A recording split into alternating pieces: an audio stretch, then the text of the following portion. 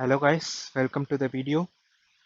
நம்ம இன்னைக்கு என்ன பார்க்க போறோம்னா, வெப் டெவலப்மெண்ட் அப்படின்னா என்ன, ஆஸ் அ பிகினராக ஸ்க்ராட்ச்லேருந்து எப்படி நம்ம ஸ்டார்ட் பண்ணலாம் அப்படின்றத பற்றி தான் நம்ம பார்க்க போகிறோம். இதை நான் ஒரு செட் ஆஃப் வீடியோஸாக போட்டு ஒரு பிளேஸாக போடலான் இருக்கேன். ஸோ அதனால் மறக்காமல் சப்ஸ்கிரைப் பண்ணி வச்சுக்கோங்க. ஓகே, டைம் வேஸ்ட் பண்ணாமல் let's get in to the video.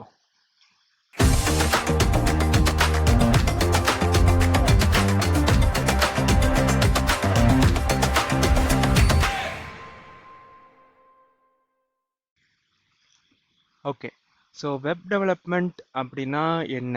இந்த நேம்லேயே இருக்கு, நம்ம ஒரு டெவலப் பண்ண போகிறோம் வெப்பில். ஸோ பேசிக்கலி ரெண்டு டைப் ஆஃப் அப்ளிகேஷன்ஸ் இருக்கு. ஒன்று இன்ஸ்டால் பண்ணி நம்ம யூஸ் பண்ணுறது, இன்னொன்று இன்ஸ்டால் பண்ணாமலேயே ப்ரௌசரில் போயிட்டு நம்ம ஒரு அப்ளிகேஷனை யூஸ் பண்ணுறது. For example google.com, instagram.com, facebook.com. So இந்த மாதிரிலாம் நம்ம டைரெக்டாக யூஸ் பண்ணுறோம். அதுதான் வெப் அப்ளிகேஷன். ஸோ இதை மாதிரி டெவலப் பண்ணுறது தான் வெப் டெவலப்மெண்ட். ஸோ அந்த applications it can be mobile or it can be system or it can be any operating system. So நம்ம டைரெக்டாக ப்ரௌசரில் போயிட்டு அந்த யூஆர்எல் ஹைட் பண்ணி அந்த அப்ளிகேஷனை யூஸ் பண்ண போகிறோம். ஸோ இதில் ரெண்டு திங்ஸ் இருக்குது. ஒன்று ஃப்ரண்ட் எண்ட், இன்னொன்று பேக் எண்ட். இந்த ரெண்டுமே நம்ம ஃபர்ஸ்ட் அண்டர்ஸ்டாண்ட் பண்ணிப்போம். ஸோ ஃப்ரண்ட் எண்ட் அப்படின்னா யூசர் அவனோட ப்ரௌசர் யூஸ் பண்ணி அந்த அப்ளிகேஷன் கூட இன்ட்ராக்ட் பண்ணுறாள். இப்போ நம்ம ஒரு பட்டன் கிளிக் பண்ணுறோம், ஒரு டெக்ஸ்ட் பாக்ஸில் ஒரு டெக்ஸ்ட்டை எழுதுகிறோம், நம்ம ஃபார்ம் சப்மிட் பண்ணுறோம். ஸோ இதெல்லாம் யூஐ, யூசர் இன்ட்ராக்ஷன். ஸோ இதை தான் நம்ம ஃப்ரண்ட் எண்ட் அப்ளிகேஷன், அதாவது ஃப்ரண்ட் எண்டை சொல்கிறோம். ஓகேவா? ஸோ இதுக்கு பேக் எண்டில் நடக்கிறது இதுதான். அது ஃபார் எக்ஸாம்பிள் நம்ம ஒரு ஃபார்ம் சப்மிட் பண்ணுறோன்னா அது பின்னாடி போய் ப்ராசஸ் ஆகும்ல, ஒரு டேட்டா ஹேண்டில் பண்ணுறது. இதெல்லாம் தான் நம்ம ஒரு பேக் எண்டுன்னு நம்ம சொல்கிறோம். ஸோ நான் இன்னும் கொஞ்சம் டீட்டெயிலாக எக்ஸ்பிளைன் பண்ணுறேன். ஸோ இதில் டூ திங்ஸ் இருக்குது. ஒன்று கிளைண்ட், இன்னொன்று சர்வர். ஸோ கிளைண்ட் அப்படின்றது ஒன்றும் இல்லை, நம்ம தான் யூசர். ஸோ அந்த அப்ளிகேஷன் யூஸ் பண்ணக்கூடிய கிளைண்ட் சைடு. ஓகேவா? ஸோ அந்த கிளைண்ட்ன்றது இப்போ இந்த ப்ரௌசர்னு வச்சுப்போம். ஸோ அந்த ப்ரௌசரில் நம்ம ஒரு ரெக்வஸ்ட் அனுப்புகிறோம். அதாவது நான் ஒரு யூஆர்எல் ஹிட் பண்ணுறேன். இப்போ நான் google.com அப்படின்னு நான் போகிறேன்னா எனக்கு google.com வெப்சைட் எனக்கு வரணும் இல்லையா? ஸோ இதுதான் என்னோட ரிக்வஸ்ட். எனக்கு google.com வேணும் அப்படின்னு சொல்லிட்டு நான் ரிக்வஸ்ட் பண்ணுறேன். ஸோ அது என்ன ஆகும்னா அது சர்வருக்கு போகும். சர்வருக்கு போயிட்டு சர்வர் என்ன பண்ணும்னா எனக்கு ரெஸ்பான்ஸாக கொடுக்கும். இதுதான் google.com-ஓட வெப்சைட் அப்படின்னு சொல்லிட்டு. ஸோ இது ஆக்சுவலாக எப்படி ஒர்க் ஆகும் அப்படின்னா, நம்ம இப்போ ஒரு ப்ரௌசரில் ஒரு யூஆர்எல் நம்ம போகிறோம், இன்ஸ்டாகிராமோ கூகுளோ நம்ம போகிறோம் அப்படின்னா, நம்மளோட இன்டர்நெட் மூலமாக, இன்டர்நெட் சர்வீஸ் ப்ரோட்டோக்கால், நம்மளோட இன்டர்நெட் சர்வீஸ் ப்ரொவைடர் அவங்க மூலமாக ஒரு HTTP ரிக்வஸ்ட்டாக போகும். நம்ம முன்னாடி பார்த்துருப்போம்ல, ஒரு வெப்சைட் போனோன்னா HTTP, HTTPS எல்லாம் இருக்கும்ல. ஸோ இதுதான். ஸோ அது ஒரு HTTP ரிக்வஸ்ட்டாக நம்மளுக்கு போகும். அது எங்கே போகும் அப்படின்னா, இப்போ கூகுள் அப்படின்னா அவங்க அப்ளிகேஷன் ரன் பண்ணுறதுக்கு நிறைய சர்வர்ஸ் வச்சுருப்பாங்க. ஃபிசிக்கலாக நிறைய இடத்துல வச்சுருப்பாங்க. ஸோ ஏதோ ஒரு ஃபிசிக்கல் சர்வருக்கு அது நேவிகேட் ஆகி போகும். நேவிகேட் ஆகி போனோடனே அந்த ஃபிசிக்கல் சர்வர் என்ன பண்ணும் அப்படின்னா, அந்த அப்ளிகேஷன் ரன் ஆகக்கூடிய ஒரு HTTP சர்வருக்கு நம்மளோட ரிக்வஸ்ட்டை அனுப்பிவிடும். இது கூகுள் அப்படின்னா இது பெரிய கம்பெனி. ஸோ அதனால நிறையா இந்த மாதிரி வச்சுருப்பாங்க. இது ஒரு பெரிய அப்ளிகேஷன் அப்படின்றனால நிறைய ஃபிசிக்கல் சர்வர்ஸ் இருக்கும், நிறைய HTTP சர்வர்ஸ் இருக்கும். ஃபிசிக்கல் சர்வரோட வேலை என்னன்னா HTTP சர்வருக்கு நேவிகேட் பண்ணி விடுறது தான், ரிக்வஸ்ட்டுக்கு ஏற்ற மாதிரி. ஐ மீன் அந்த HTTP சர்வர் ரிக்வஸ்ட்ன்றனால அதுக்கு போயிட்டு அந்த HTTP சர்வர் என்ன பண்ணோம்னா அதுக்கான ப்ராசஸ் நடந்து அதோட ரெஸ்பான்ஸ் அது திரும்பியும் ஃபிசிக்கல் சர்வருக்கு அனுப்பி அது திரும்ப HTTP ரெஸ்பான்ஸாக நம்மள ப்ரௌசருக்கு வந்துருச்சு. அதை தான் நம்ம பார்க்குறோம். ஸோ இந்த இடத்துல HTTP சர்வர் அந்த ரெக்வஸ்ட்டை கெட் பண்ணி அது ஒரு வேலை பண்ணது இல்லையா? ஃபார் எக்ஸாம்பிள் நம்ம ஒரு இமேஜை கேட்குறோம் ChatGPT கிட்ட. ஸோ இதெல்லாம் ப்ராசஸ் பண்ணி கொடுக்கறது தான் பேக் எண்ட். ஓகே, சிம்பிளாக புரிஞ்சுக்கோங்க. ஒரு டேட்டாவை ப்ராசஸ் பண்ணி யூசருக்கு அனுப்புறது தான் பேக் எண்டோட வேலை. அந்த ப்ராசஸ் ஆன டேட்டாவை கலெக்ட் பண்ணி யூசருக்கு எப்படி காமிக்க போகிறோம், அந்த டேட்டாவை வச்சு யூசர் எப்படிலாம் இன்ட்ராக்ட் பண்ண போகிறான் அப்படின்றதுக்கான வேலை தான் வந்து ஃப்ரண்ட் எண்ட் வந்து பார்க்குது விஷுவலி. ஸோ இதில் வந்து பேக் எண்ட் வந்து டேட்டா ப்ராசஸ் பண்ணுதுன்னு சொன்னல. ஸோ அது வந்து இதில் நிறைய டெக்னாலஜிஸ் வந்து நீங்கள் கேள்விப்பட்டிருப்பீங்க, like data bases, APIs and lot of other coding languages. So இதெல்லாம் வந்து இங்கே தான் வந்து வரும். நான் தான் பாப்பாவோட கார வேலை செய்ய போறேன். நான் தான்டா வேலை செய்ய போறேன். நான் தான் செய்ய போறேன். நான் தான் வேலை செய்ய போறேன். நான் தான் நான் தான் நான் தான் நான் தான் கொஞ்சம் ரெண்டு பேருமே வேலை செய்யுங்க. எப்படி நீங்க முன்னால செய்யுங்க, அவரு பின்னால செய்யட்டும். ஜெயா, ம். அந்த பின்பக்கத்தை எங்கிட்ட கொடுத்துறேன். சஸ்பென்ஷன் ஒர்க் தான், சீக்கிரமா முடிச்சிடலாம். பெனாதி பையன், நீ எப்பவும் பேக்வேர்டு தான். செஞ்சுட்டு போ. ஆஹா, நீங்க முன்னால என்ன கலட்டுறீங்கிறத நான் பாத்துறேன். கழட்டி தாண்டா வேலை செய்யணும். கலண்டா பயல. ஸோ இதில் இன்னொன்று என்ன புரிஞ்சுக்க வேண்டியதுன்னா, பேக் எண்ட் எடுக்கிற டெசிஷன்னால ஃப்ரண்ட் எண்ட் இம்பேக்ட் ஆகும். அதே மாதிரி ஃப்ரண்ட் எண்ட் எடுக்கிற டெசிஷன்னால பேக் எண்டும் இம்பேக்ட் ஆகும். ஸோ இதுக்கு எக்ஸாம்பிள் வந்து நிறைய நியூஸ்லாம் பார்த்துருப்பீங்க, லைக் இப்போ தேர்ட் பார்ட்டி அப்ளிகேஷன்ஸ்லாம் வந்து இன்டிகிரேட் பண்ணுவாங்க. ஃபார் எக்ஸாம்பிள் இப்போ ஏதோ ஒரு அப்ளிகேஷன் இருக்கும், அதில் வந்து சாட் ஜிபிடி இன்டிகிரேட் பண்ணியிருப்பாங்க. நம்ம அதுக்குள்ளே போயிட்டு நம்ம ஏதோ ஒன்று பண்ணோன்னா அது வந்து சாட் ஜிபிடிக்கு போயிட்டு ஆன்சர் எடுத்துகிட்டு வந்து நம்மளுக்கு காமிக்கும். ஆனால் நம்ம டேரெக்டாக சாட் ஜிபிடியே பண்ணலாம், பட் வந்து இதில் வந்து இன்டிகிரேட் பண்ணியிருப்பாங்க. ஸோ இது வந்து எப்படின்னா, சாட் ஜிபிடியோட ஏபிஐ வந்து வாங்கி இவங்களோட ஃப்ரண்ட் எண்டில் வந்து யூஸ் பண்ணியிருப்பாங்க.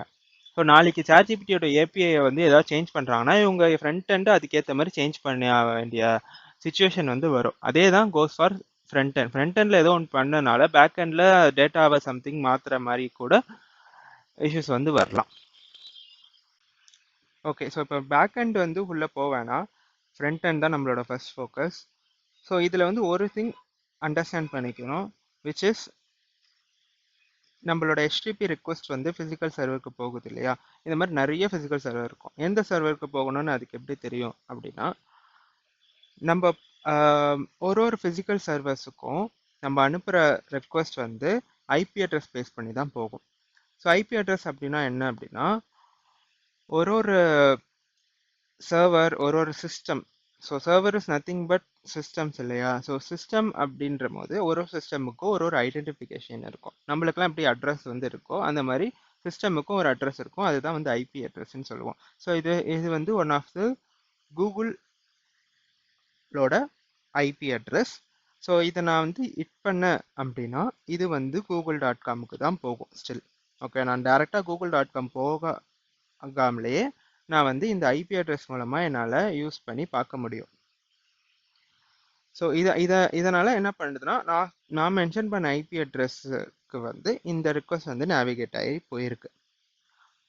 ஓகேவா, பட் யாருமே வந்து இந்த மாதிரி ஐபி அட்ரஸ் போட்டு நம்ம பண்ண மாட்டோம்ல. ஸோ அதனால தான் வந்து நம்ம டிஎன்எஸ், அதாவது டொமைன் நேமிங் சிஸ்டம் அப்படின்றது வந்து யூஸ் பண்ணுறோம். ஸோ அது என்ன பண்ணும் அப்படின்னா, ஒவ்வொருக்கும் வந்து இந்த மாதிரி சர்வருக்கெல்லாம் வந்து டொமைன் வந்து மேப்பிங் வந்து நடந்திருக்கும்.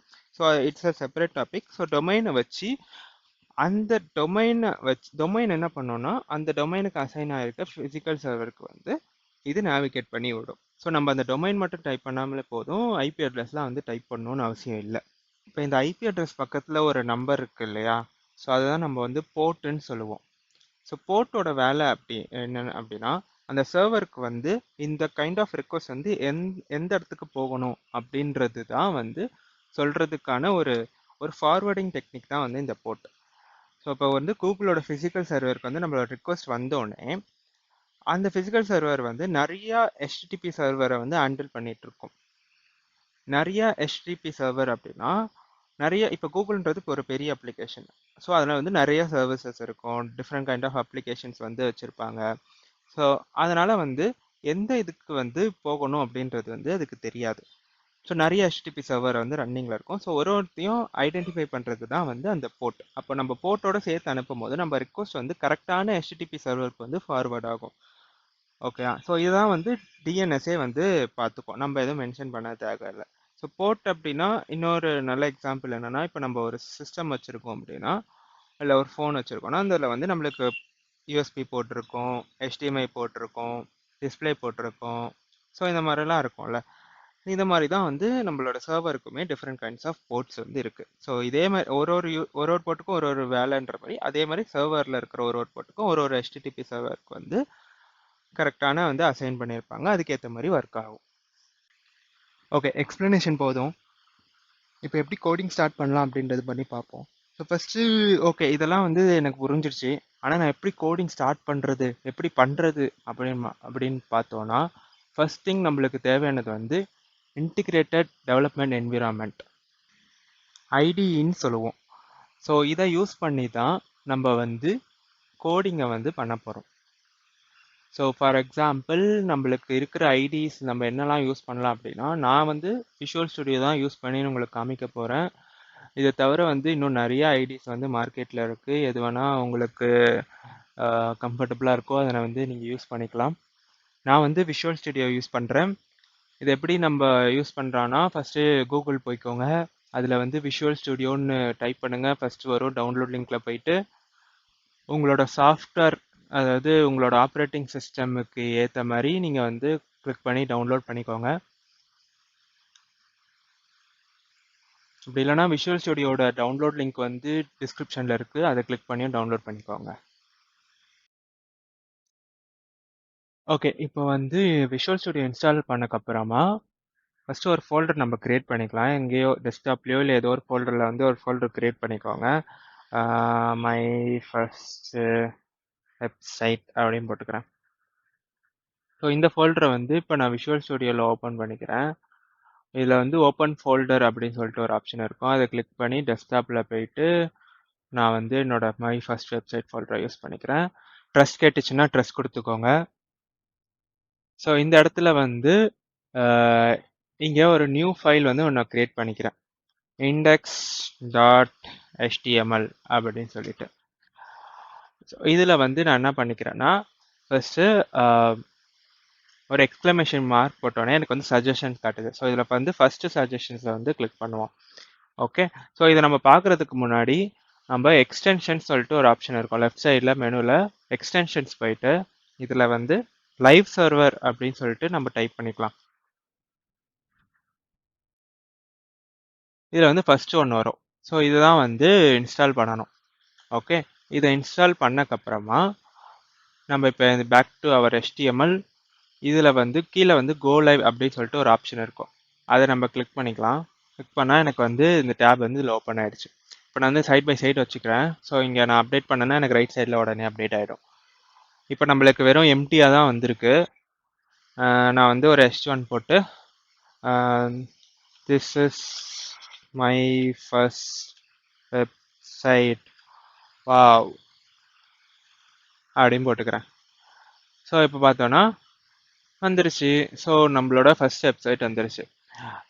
கரெக்டாக. ஸோ இதுதான் வந்து ஃபஸ்ட்டு நீங்கள் வந்து கற்றுக்க வேண்டிய விஷயம். ஸோ இதில் வந்து நான் சும்மா ஒரு எமோஜியும் போட்டுக்கிறேன். நல்லா இருக்கா? ஸோ இதுதான் நம்மளோட ஃபர்ஸ்ட் வெப்சைட். ஸோ இதில் வந்து you are now become a software engineer, அதுக்கான ஃபர்ஸ்ட் ஸ்டெப் இதுதான். இதில் வந்து இப்போ உங்களுக்கு எதுவுமே புரியாது. கரெக்டாக. இதில் வந்து எதுக்கு இந்த HTML ஃபைலு, எதுக்கு இந்த index.html, பாடினா என்ன, இந்த டேக்ஸ்லாம் எதுக்கு போடுறோம் அப்படின்னு வந்து எதுவுமே தெரியாது. ஸோ இதுதான் நம்ம வந்து நெக்ஸ்ட் வீடியோவில் பார்க்க போகிறோம். ஸோ இது வந்து இந்த வீடியோ வந்து ஃபுல் அண்ட் ஃபுல் பேசிக்காக நம்ம வந்து வெப் டெவலப்மெண்ட்லாம் என்னென்னு பார்த்தோம். And then we saw about back எண்ட்னா என்ன, ஃப்ரண்ட் எண்ட்னா என்னன்னு பார்த்தோம். ஸோ நம்ம வந்து first focus on front end. இந்த HTML ஃபைல் வந்து நெக்ஸ்ட்டு நம்ம லைக் பார்க்குறதுக்கு வந்து பெருசாக ஒன்றும் அழகாலாம் இல்லை. கரெக்டாக. அதனால் நம்ம வந்து CSSம் கற்றுப்போம். அதை யூஸ் பண்ணி நம்ம வெப்சைட்டை நல்லாவும் மாற்றுவோம். ஸோ நம்ம வந்து நெக்ஸ்ட் வீடியோவில் அப்படியே HTML அண்ட் CSS வந்து நம்ம பார்க்கலாம். And then at the end of the course வந்து நம்மளுக்கு ஸோ எக்ஸ் ட்விட்டர் வெப்சைட் இருக்கு இல்லையா, ஸோ இந்த எக்ஸ் வெப்சைட்டோட ஹோம் பேஜ். ஸோ இந்த பேஜை வந்து நம்ம ரீக்ரியேட் பண்ணுற அளவுக்கு நம்மளுக்கு வந்து நாலேஜ் வந்து கெயின் ஆகிருக்கும் HTML அண்ட் CSS செஷன் முடியும் போது. ஓகே, இந்த வீடியோ வந்து மறக்காமல் லைக் பண்ணிவிட்டு சப்ஸ்கிரைப் பண்ணி வச்சுக்கோங்க. ஸோ தட் நெக்ஸ்ட் நம்ம HTML அண்ட் CSS வீடியோவில் பார்ப்போம். இந்த வீடியோ வந்து யாரெல்லாம் வந்து வெப் டெவலப்மெண்ட் கற்றுக்கணும் அப்படின்னு ஆசையாக இருக்காங்களோ அவங்களுக்கு வந்து இதை ஷேர் பண்ணி விடுங்க. ஒரு பிகினராக ஒரு ஸ்க்ராட்ச்ல வந்து கற்றுக்கிறதுக்கு நானும் வந்து ஹெல்ப் பண்ணுறேன். ஸோ ஏதாச்சும் டவுட்ஸோ இல்லை வந்து ஃபீட்பேக்கோ இருந்துச்சுன்னா கமெண்ட்ஸில் போட்டு விட்டு போங்க. And see you then in the next video, guys. Bye bye.